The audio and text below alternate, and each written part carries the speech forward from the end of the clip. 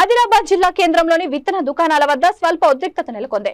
Demand రకం విత్తనాల కోసం జిల్లా నలుమూలల నుంచి పత్తి విత్తన షాపుల వద్ద పెద్ద ఎత్తున రైతులు పడిగాపులు కాశారు. పత్తి విత్తనాలు అయిపోవడంతో రైతులు ఆందోళనకు దిగారు. పోలీసులు ఆందోళనకారులను చెదరగొట్టారు. గాంధీ చౌక్ లో కూడా స్వల్ప ఉద్రిక్తత నెలకొంది. షాపుల్లోకి దూసుకెళ్లేందుకు రైతులు ప్రయత్నించారు. వారిని పోలీసులు అడ్డుకున్నారు. తోపులాట జరగడంతో స్వల్ప లాఠీచార్జ్ చేశారు.